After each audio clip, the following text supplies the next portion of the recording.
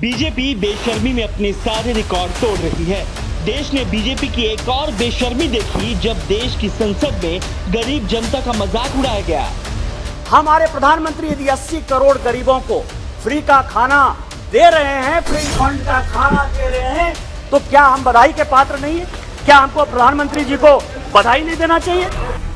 ये है झारखंड से बीजेपी के सांसद निशिकांत दुबे, जिन्होंने 80 करोड़ गरीबों के जख्मों पर नमक रगड़ दिया और बीजेपी सांसद तालियां बजाते रहे। कोरोना काल में जब मोदी सरकार ने लॉकडाउन लगाकर करोड़ों गरीबों को सड़कों पर भूखे प्यासे भटकने के लिए छोड़ दिया था, जब मजदूरों के काम धंधे बंद थे, तब सरकार द्वारा गरीबों को मिल रहे अनाज को बीजेपी सांसद फ्री फंड का खाना बताकर उनका मजाक बना रहे हैं।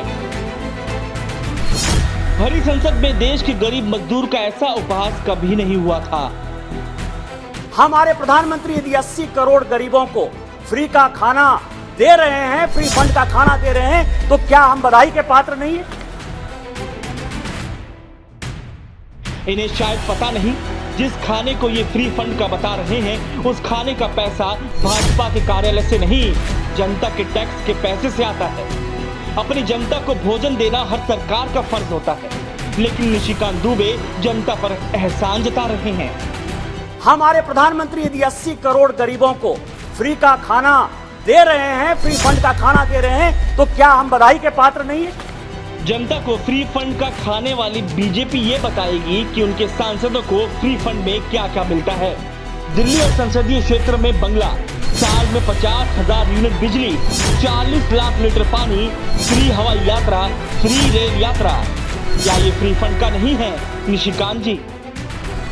जरा ये भी बताइए कि आप पर जो पैसे लुटाए जा रहे हैं वो कहां से आ रहे हैं? ये देश की उसी जनता के खून पसीने की कमाई से लिए गए टैक्स का पैसा है जिस पर आप ऐश कर रहे हैं। और ये भी जान लीजिए दुबे जी, इस देश में सिर्फ कारोबारी और बड़े लोग ही टैक्स नहीं भरते। एक गरीब जब माचिस के एक डिब्बे भी खरीदता है ना, तब वो भी टैक्स चुकाता है। तो जनता के टैक्स से खरीदे गए अनाज को अगर जनता को दिया जाए तो वो फ्री फंड का कैसे हो गया? पूंजीपतियों के गुलाम भाजपाइयों, तुम लोगों से इस बेशरम बयान पर माफी मांगने की उम्मीद तो बेमानी है, लेकिन कम से कम देश की गरीब जनता का मजाक उड़ाना तो बंद करो।